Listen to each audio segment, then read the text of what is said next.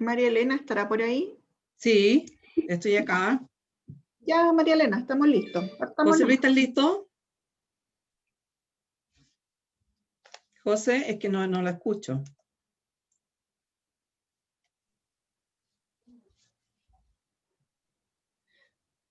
José Luis, no te escuchamos.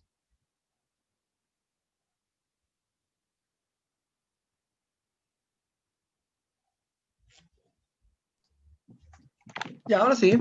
El audio, ya. Genial. Vamos a comenzar. Muy buenos días a todos y todas y todes. Gracias por su presencia. Quisiera, ya nuestra 15 tips que hemos enviado durante el tiempo de pandemia y ya como 10 presentaciones que lo hemos hecho con mucho cariño para todos ustedes. Yo lamento que algunos alumnos estén en clase ahora y no puedan estar, pero sé que a futuro van a haber visualizaciones porque este es un tema muy interesante que va a presentar mi colega José Luis Ramos Silva, que lleva una vasta experiencia durante muchos años, ya más de 40 juntos, y hemos preparado temas para su importancia también, para su apreciación. José Luis va a presentar, vamos a hablar del manguito rotador. Adelante, José Luis. Ya. Buenos días a todos. Como dijo mi colega Marilena, vamos a hablar sobre el manguito rotador. La articulación del hombro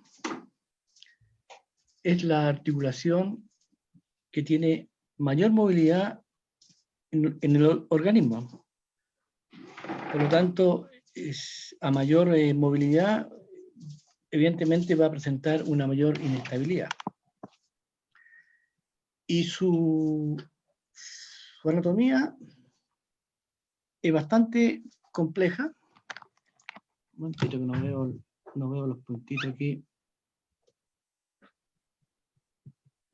Un momentito, no veo el puntito. Ya, ahí sí. Ya. Decía que la anatomía es de la articulación del hombro es bastante compleja. Ya que no solo cuando hablamos del hombro se refiere a la articulación glenohumeral, sino que tenemos que hablar de un complejo articular. Y este complejo articular está constituido por 7 articulaciones. Como ustedes pueden ver aquí en la imagen, la número 1 es la articulación glenohumeral, que es la por todos conocida, que todos consideran que esa es solamente la articulación del hombro, pero no.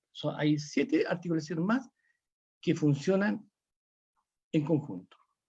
Tenemos después la articulación subacromial, que está aquí arribita, que se ubica bajo el acromio y está limitado por un ligamento, que es el cuéraco acromial. Tenemos la articulación acromioclavicular, aquí arribita, número 3. La 4 tenemos la articulación subescapular, que es una semiarticulación, ya que se produce solamente más que nada movimiento de deslizamiento, y es la posición de la escápula, la cara anterior de la escápula, que está adosada a la parrilla costal. Después tenemos la articulación esternoclavicular, que une el esternón con la clavícula. Tenemos la articulación esternocostal, que une el esternón con la costilla. Y tenemos la articulación costovertebral, la costilla que articula con la vértebra. De manera que esta complejidad anatómica también nos trae consigo una complejidad biomecánica. Y por eso que el asiento de muchas lesiones, no solamente en la lesión del manguito rotador, que la más conocida por la gente, porque es la más común, generalmente lo que ocurre más comúnmente. Pero aquí podemos tener lesiones de tendones, típico el tendón bicipital, que es la porción larga del bíceps. Podemos tener lesiones en el labrum, que es un complejo que va ubicado aquí en el roete cotiloideo. Y ahí podemos tener una lesión, un banca, podemos tener una lesión de slap, podemos tener una fractura de Hill-Sachs. Hay una serie de alteraciones que se pueden producir. Incluso se producen las llamadas disquinesias escapulares. Hay un desorden muscular y la escápula ya no acompaña bien los movimientos del húmero. Entonces, no solamente se produce lesiones al manguito rotador, sí que hay una serie de lesiones que se pueden encontrar. Pero nosotros nos vamos a enfocar específicamente a la lesión del manguito rotador. Bien. ¿Qué es lo que es el manguito rotador? Todos hablan del manguito rotador, a veces muchos no saben qué es lo que es realmente el manguito rotador. El manguito rotador es un complejo músculo tendinoso que cubre la cabeza del húmero. Aquí en la imagen de arriba, vamos a ver. Y cubre la cabeza del húmero por 4 tendones, que son los tendones de los 4 músculos que conforman el manguito rotador. Y esto es lo siguiente. Es decir, si nosotros miramos la escápula, cuando hablo de escápula estoy hablando del omóplato, para los que no saben. Cuando miro la escápula por una vista posterior, tenemos 3 músculos que conforman el manguito rotador, que es el músculo supraespinoso, el músculo infraespinoso y el músculo redondo menor.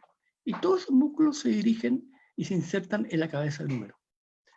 Y por delante de la escápula, adosado a la parrilla costal, tenemos el músculo subescapular, que también se inserta en la cabeza del húmero.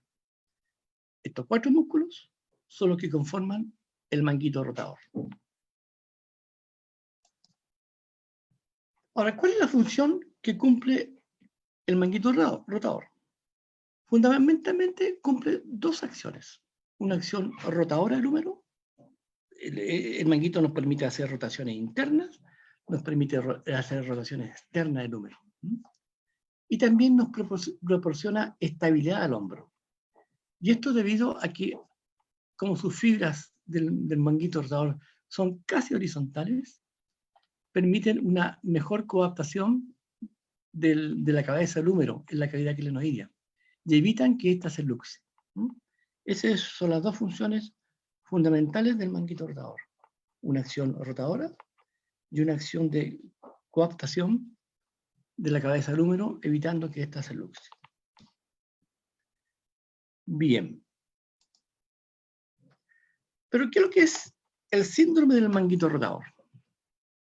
No es más que el roce excesivo entre la estructura del manguito rotador, la bursa y el acromio. ¿Me explico? Aquí tenemos el manguito rotador. Tengo que explicarle primero que generalmente de los 4 músculos que conforman este manguito rotador, el que se lesiona habitualmente es el supraespinoso. En una proporción del 80-90%. Generalmente el tendón que se lesiona es el del músculo supraespinoso. Y esto es debido a que el supraespinoso pasa por un canal que es muy estrecho. Aquí lo pueden ver. Esta es la dirección del músculo supraespinoso. Aquí está el tendón del supraespinoso. Y este canal que conforman el acromio y el ligamento coracoacromial es muy estrecho. Y ante cualquier inflamación, porque esto está cubierto por una bursa, aquí vemos la bursa, en la imagen del medio, hay una bursa, que lo que da que los movimientos sean más flexibles, más fáciles de realizar, porque es una bursa cerosa que está lubricando constantemente la articulación. Entonces, ante cualquier golpe, esta bursa se puede inflamar. Y al inflamarse, el espacio que hay que tiene que recorrer el músculo supraespinoso se ve más pequeño, se achica, entonces empiezan a producirse los roces, se empiezan a producir pellizcamientos. Y como los tendones están ricamente inervados por receptores nociceptivos, ante cualquier roce, molestia, roce va a producir una gran molestia. Aquí podemos ver un espacio reducido en la figura de la derecha, en que se ha reducido mucho el espacio puede ser por una inflamación de la bursa. Pero este síndrome del manguito rotador se puede producir de varias formas. Una, por un proceso degenerativo. Generalmente por el uso excesivo del hombro, por alguna actividad, algún trabajo, algún deporte.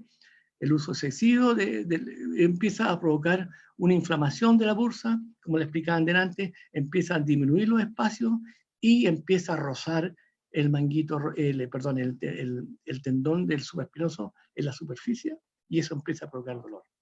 Eso es realmente lo que ocurre habitualmente, que es un proceso degenerativo, ¿ah? Es un proceso de envejecimiento. A medida que vamos envejeciendo, la bursa además empieza a disminuir de tamaño, empieza a disminuir los espacios, y otro detalle importante, que el acromio, aquí la figura a la izquierda, lo vemos aquí, el acromio empieza también a tener procesos degenerativos, artrósicos, y también eso permite también que disminuya el espacio articular.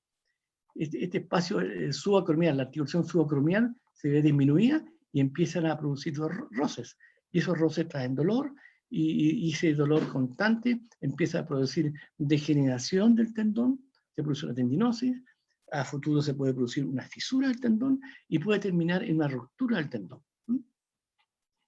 Pero esta lesión no solamente se puede producir en forma degenerativa, también se puede producir en jóvenes por algún accidente, una caída en el hombro, por ejemplo, sobre el hombro, una caída con la mano apoyada en el piso, también puede provocar lesiones en la bursa, producir una inflamación y causar un síndrome del manguito rotador agudo. Y incluso puede también producir una ruptura del manguito rotador, del tendón del supraespinoso ante un accidente. Pero eso ocurre habitualmente más en jóvenes.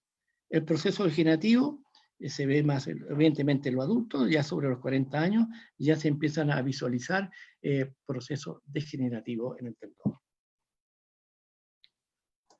Seguimos. Entonces, ¿cuáles son los síntomas que se producen? Se producen dolor. Ya le decían delante que los tendones tienen un gran componente de nociceptores.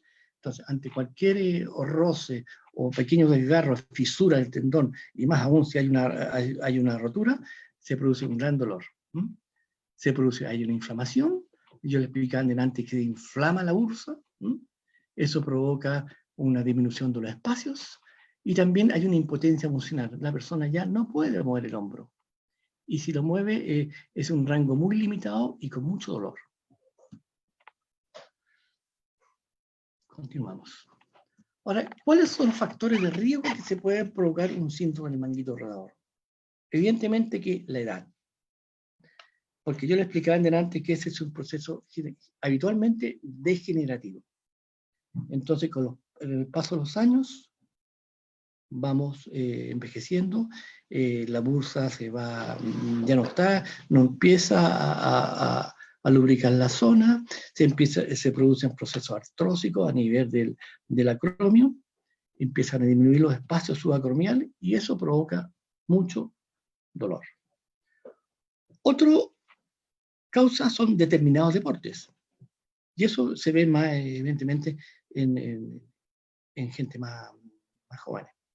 Como ejemplo, el voleibol, que implica hacer una rotación externa para hacer un remache violentamente. Todo lo que implica lanzamiento, el handball, el lanzamiento de la jabalina, por ejemplo.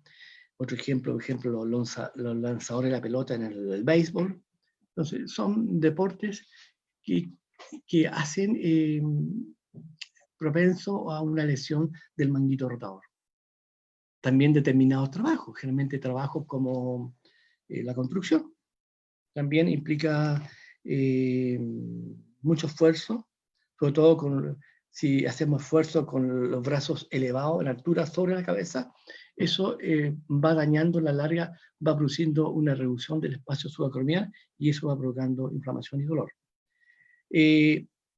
Antiguamente yo veía muchas lesiones de profesores que llevaban 20, 30 años, generalmente eran profesores de pizarra, escribiendo todos los días en la pizarra.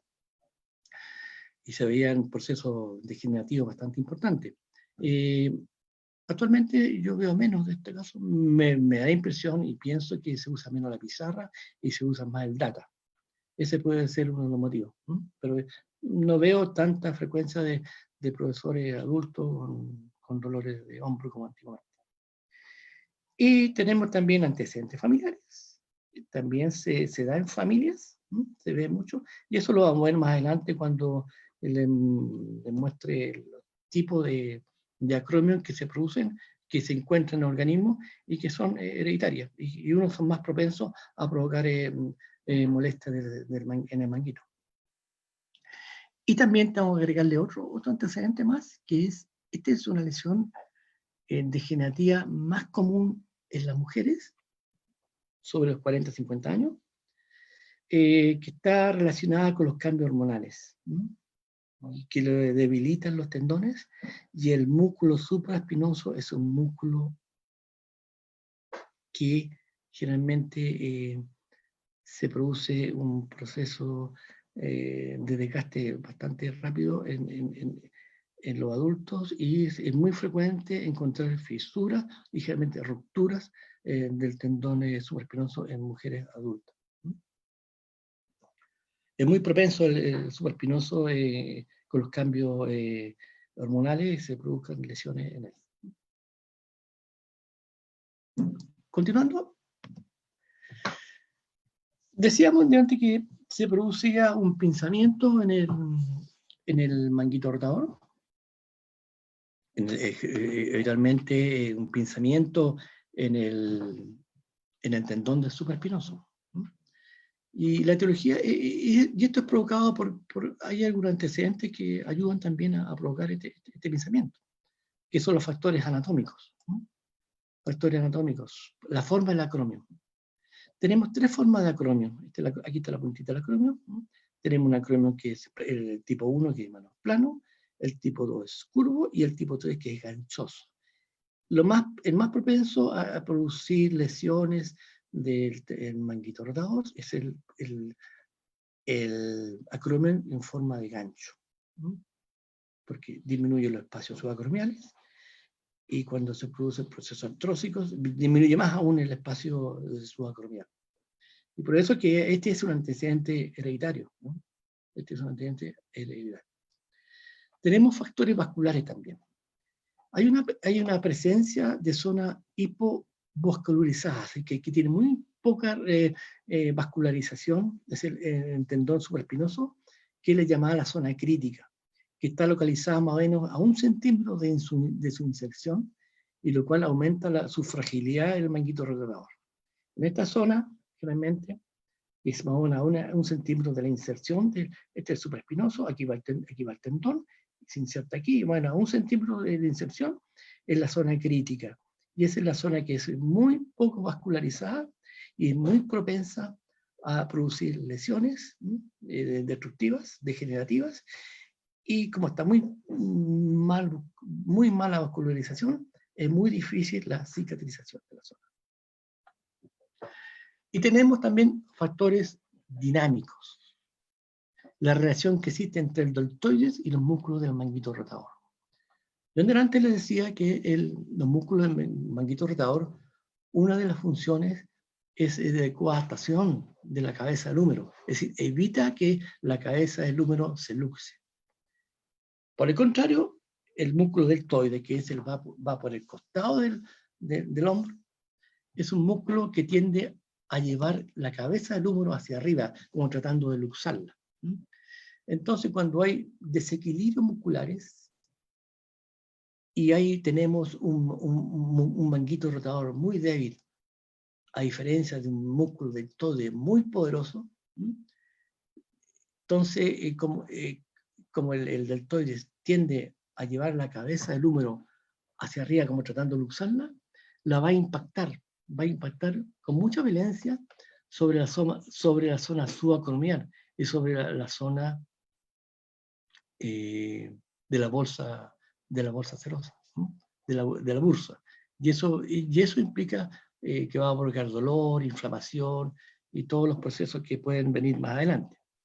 Y esto se ve muy común en las personas que hacen mucho trabajo de pesas en los gimnasios, que se dedican a fortalecer mucho el deltoides, levantando el brazo hacia arriba, con peso, eso, repeticiones, repeticiones, repeticiones, y descuidan el músculo supraespinoso. Y se produce una gran diferencia de fuerza. Entonces, y cuando trabajamos el deltoides, estamos impactando violentamente la cabeza del húmero sobre la zona subacromial. Y eso va a provocar a la larga una lesión del manguito rotador.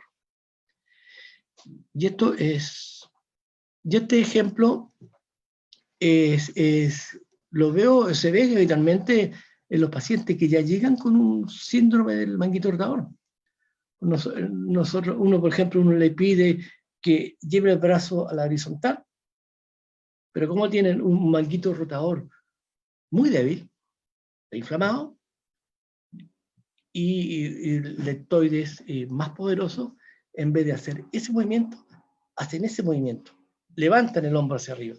Y no pueden andar. Entonces, impactan la cabeza del húmero sobre la zona subacromial. Bien, continuando con el tema. A ver. Vamos con la evolución. Ya. La evolución del manguito rotador. Hay varios estadios que se producen, que generalmente el estadio número 1 es que en menos de 25 años, habitualmente en personas jóvenes se produce una bursitis, un dolor a realizar algún esfuerzo, pero que va cediendo, que cede. Ese es regresivo. Y la curación es rápida y completa con tratamiento conservador. Cuando hablo de tratamiento conservador, estoy hablando de un tratamiento medicamentoso y un tratamiento kinésico.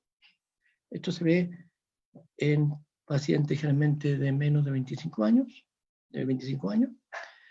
que llegan con un dolor en el hombro, con compromiso del manguito rotador, pero que se ve rápidamente con tratamiento. Luego tenemos un estadio 2, que va de los 25 a los 40 años. Se empieza a producir una fibrosis de la bolsa serosa, se producen micro rupturas del tendón, y hay dolor durante el esfuerzo que a veces cede con el reposo, y no es totalmente regresivo, pues ya tenemos un daño. Ya hay un pequeño daño en el tendón del manguito rotador, que generalmente es el supraespinoso. Ya hay un pequeño daño. Entonces, esta persona tiene que tener mucho cuidado en hacer algún tipo de esfuerzo, porque si hace esfuerzos mal realizados o muy violentos, va a presentar algún tipo de dolor. Y tenemos el estadio 3, que es en personas ya de más de 40 años, que puede haber una ruptura parcial o total del manguito rotador, como se muestra aquí en la imagen, de una resonancia. Hay una ruptura ahí del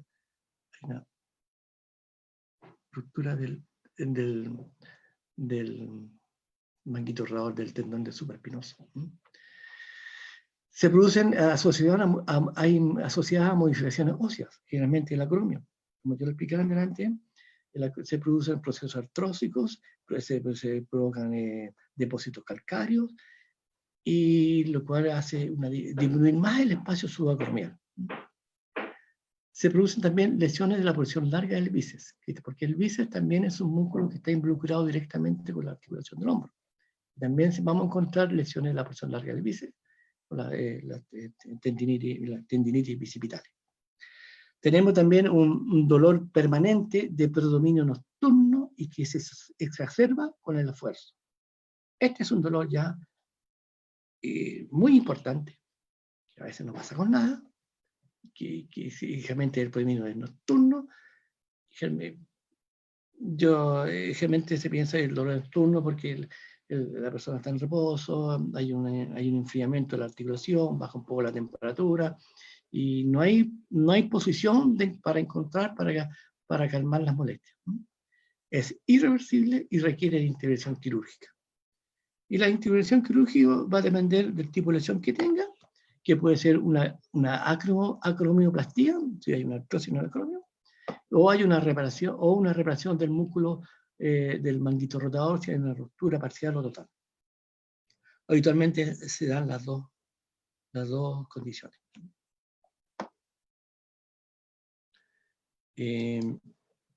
Continuando.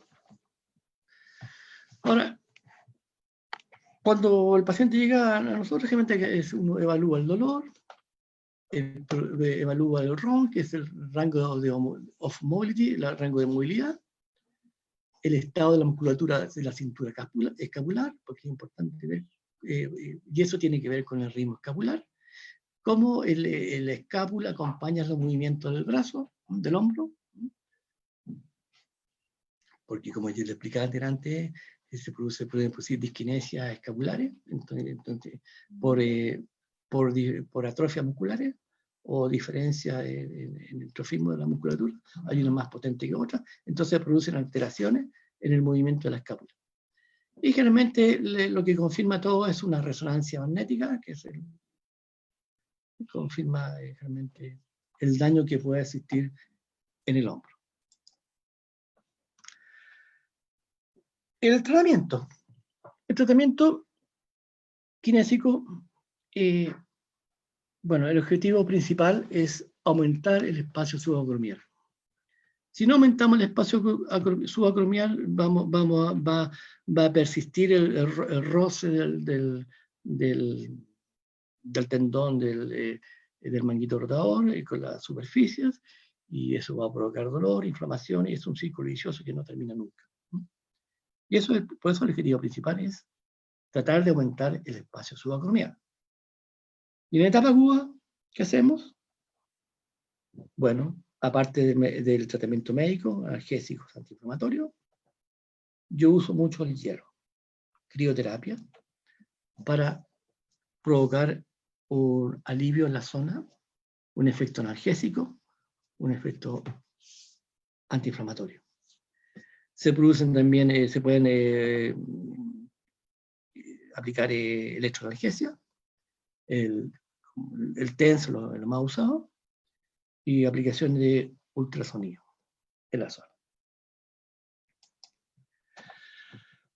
Pero aquí lo más importante son los ejercicios con los cuales podamos tratar de aumentar el espacio subacromial. También se pueden hacer masajes en la musculatura contracturada, porque hay mucho dolor y se produce evidentemente una contractura generalmente de la musculatura cervical. Entonces, se hacen ejercicios pendulares, como aquí, ejercicio de péndulos, círculo a izquierda, círculo a derecha, pequeños círculos, tratando de soltar un poco la cápsula de la articulación del hombro, y tratar de liberar el hombro, tratar de aumentar la superficie articular subacromial. En etapa un poquito más avanzada, se puede hacer el mismo ejercicio con peso, con 2 kilos y medio, el mismo ejercicio de pendulares y circulares. Y también hay que empezar a trabajar la musculatura depresora, extrínseca, que es el dorsal ancho y el pectoral mayor. En delante yo le explicaba que en el hombro tenemos músculos coadaptadores del hombro, que son los músculos del manguito rotador. Tenemos un músculo deltoide que tiende a luxar el hombro hacia arriba, impactándolo, y tenemos también músculos depresores, que hacen bajar el hombro de la articulación, en su articulación, en su cavidad, cuando lo trabajamos, de la cavidad glenoidea, que es el dorsal ancho y el pectoral mayor. Hay diferentes formas de trabajar. Con ayuda del kinesiólogo, se puede hacer, el mismo paciente puede hacer los ejercicios. Después, una etapa ya posaguda, hay que tratar de empezar a aumentar la movilidad articular, que está restringida. tenemos movimientos de rotación externa e interna, el movimiento de elevación del hombro, se puede asociar con la otra mano, en forma pasiva, a tratar de aumentar la movilidad.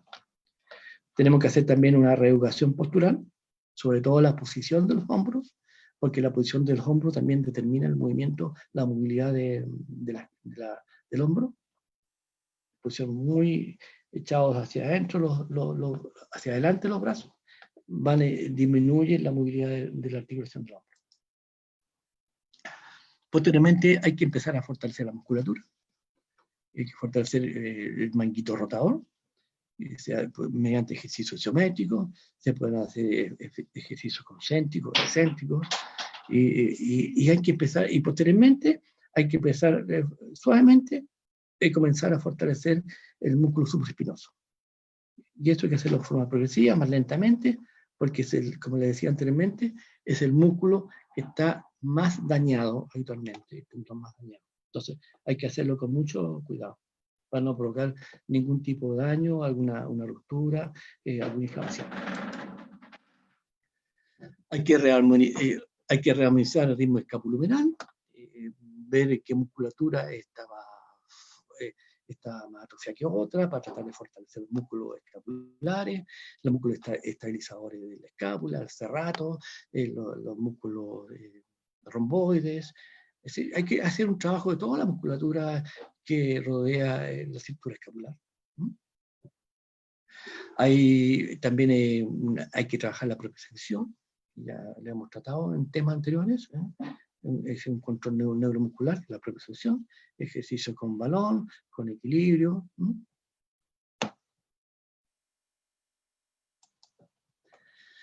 Ahora, el tiempo de recuperación de un síndrome del manguito rotador va a depender evidentemente de la edad. De la edad, porque ya hemos dicho que este es un proceso degenerativo. A mayor edad, mayor destrucción de la zona. Evidentemente va a depender del daño que puede partir desde un síndrome de manguito rotador agudo, una persona joven, que se va a recuperar en un par de semanas, a un daño ya degenerativo en un adulto mayor que nunca llega a recuperarse completamente. El tipo de actividad también tiene que ver mucho, tratar de modificar algunos tipos de actividades.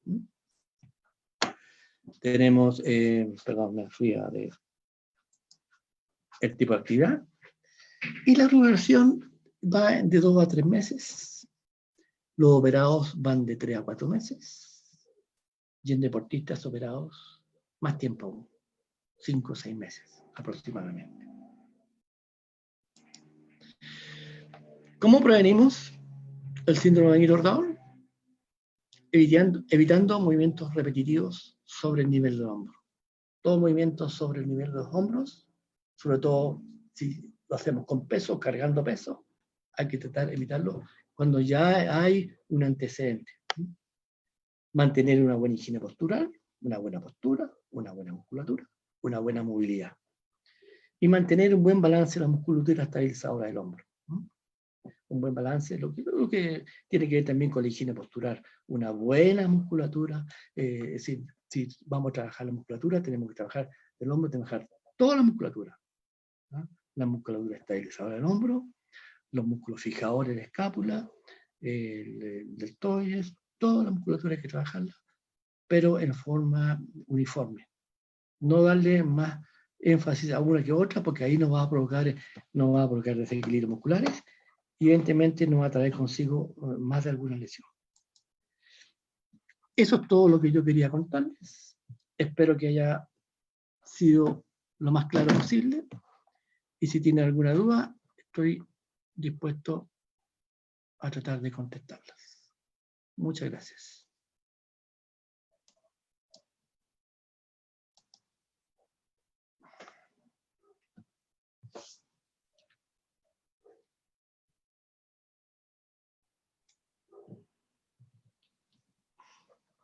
¿Fui muy rápido o no?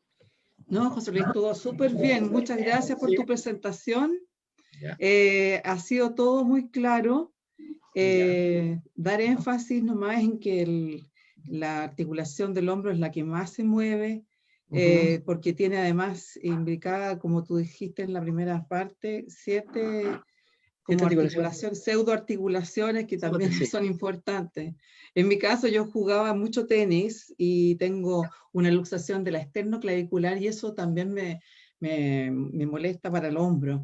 Claro. Y además recordar también lo que tú dijiste, que la musculatura cervical también se ve comprometida. Entonces, no olvidar también la atención a esa parte del trapecio superior especialmente, y todas las contracturas cervicales también se ven comprometidas. Por otra parte, me gustaría también dar énfasis en que el tratamiento del hombro ojalá sea lo antes posible, porque de no tratarlo, al final se puede producir un hombro congelado. Un hombro congelado, sí, realmente. Nosotros hemos visto pacientes que se han dejado estar y llegan con el hombro prácticamente pegado. Y cuesta un mundo tratar de soltarlo. Uf, meses. Tratar de darle movilidad a ese hombro. Entonces, porque la persona por el dolor se deja estar y por miedo al dolor no mueve el hombro.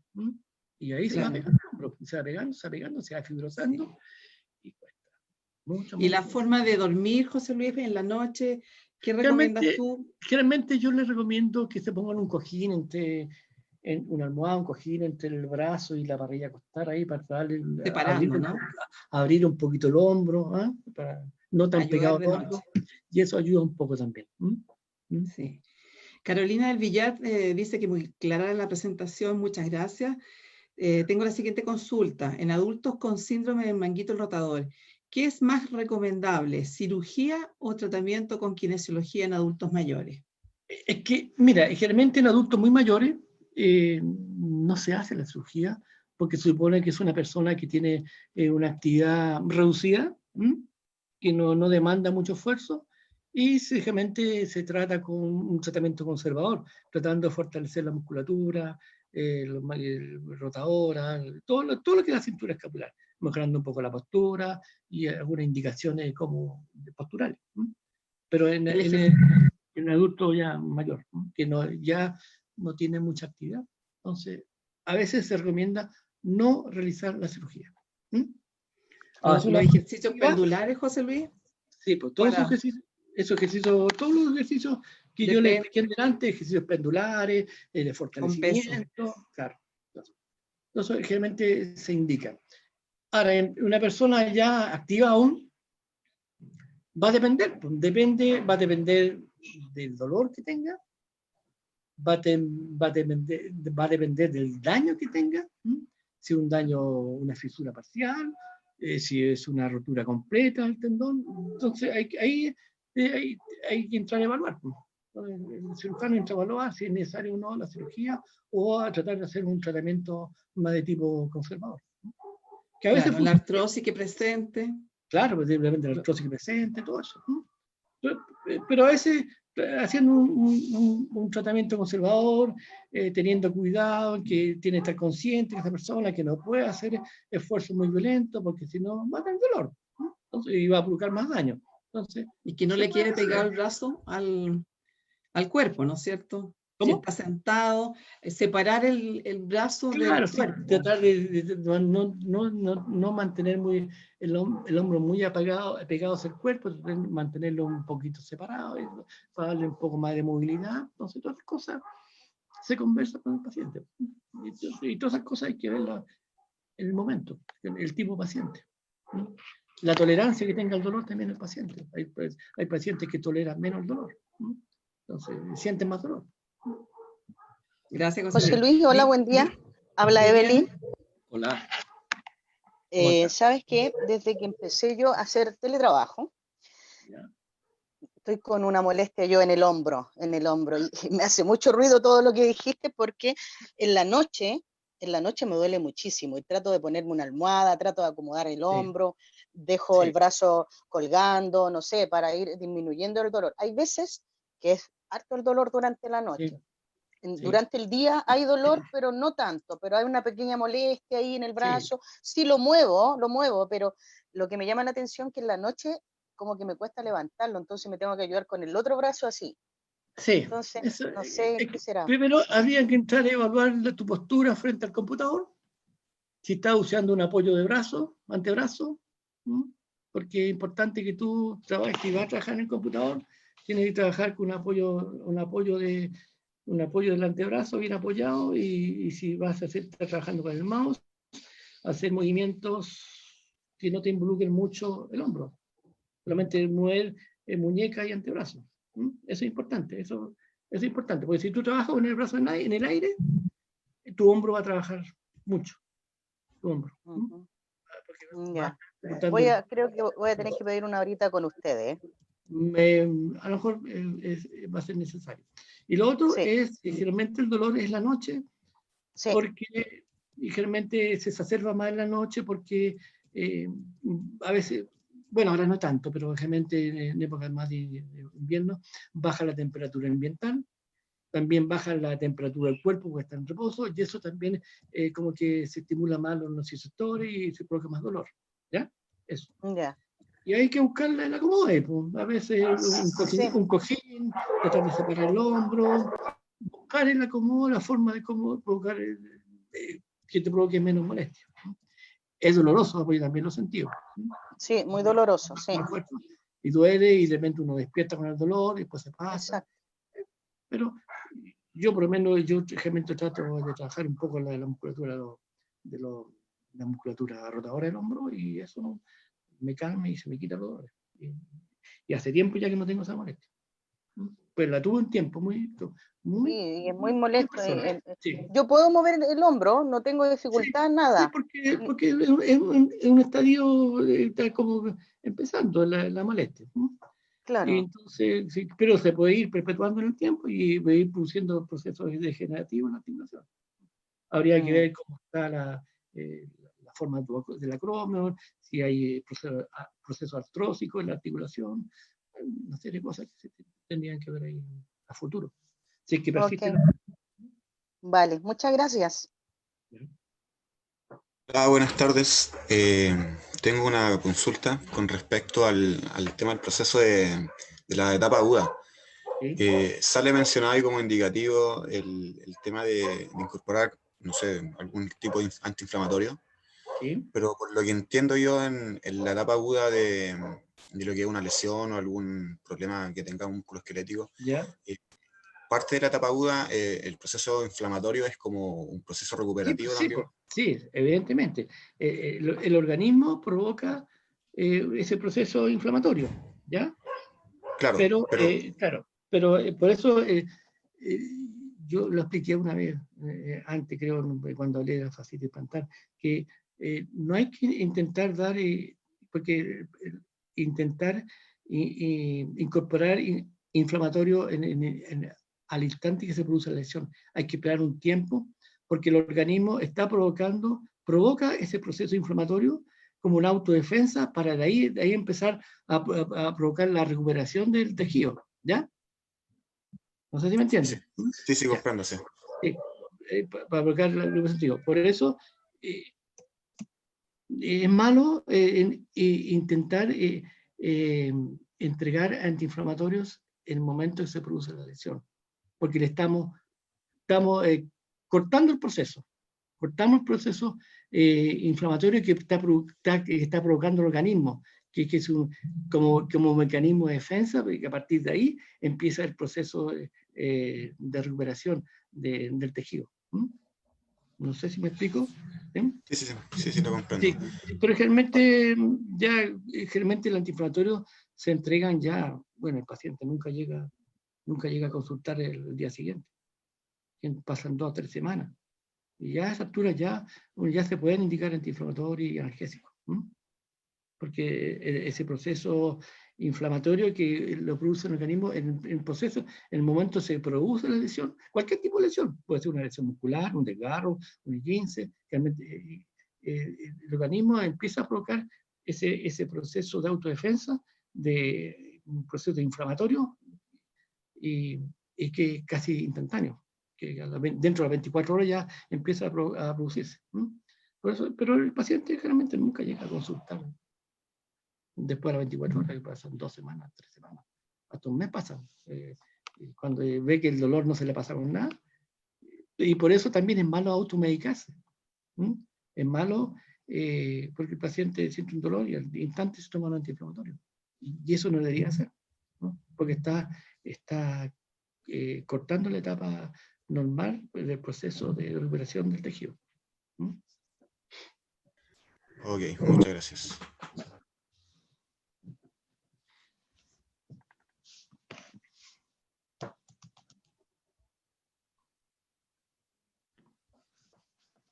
De todas maneras, esto va a estar publicado en las redes sociales.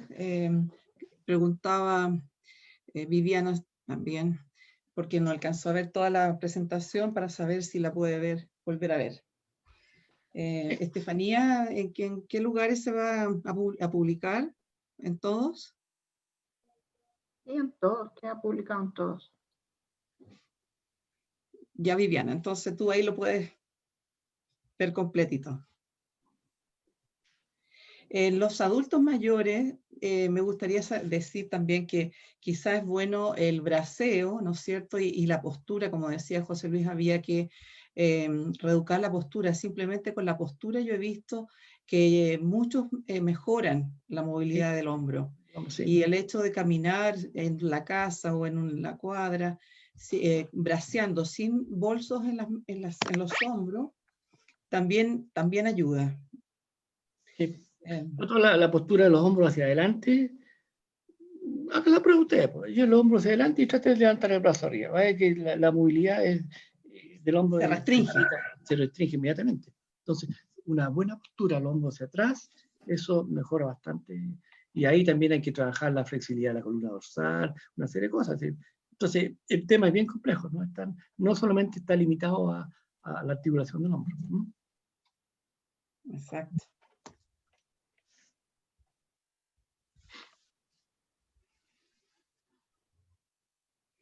Bueno, ya que si llevamos 1 hora, si hay más consultas, lo pueden decir en el chat o personalmente, si alguien más quiere preguntar algo. Y si no, agradecerles a todos su presencia. Ha sido una exposición muy clara y por supuesto que la pueden ver después publicada. Agradecemos. ¿Qué crees, José Luis? Si quieres decir algunas palabras más. No, agradecer la atención. Espero que el tema trate de hacerlo lo más claro posible, tratando de usar un lenguaje lo más accesible a todo el mundo. Y espero que haya sido claro y que haya servido a la comunidad. Hay muchos agradecimientos de parte de Esteban, Estrada, Jessica León. Hay muchas personas que te agradecen, José Luis, por esta presentación. Estamos terminados por entonces, por hoy día. Espero que después ya sigamos con otras presentaciones útiles para todos nosotros, sobre todo en tiempos de pandemia, que los abuelitos especialmente no caminan mucho, estamos más bien sedentarios, caminar en casa, lo que podamos, y el braceo. Eso por mi parte. Vamos. Hasta luego. Que estén Adiós bien. a todos. Adiós. Gracias.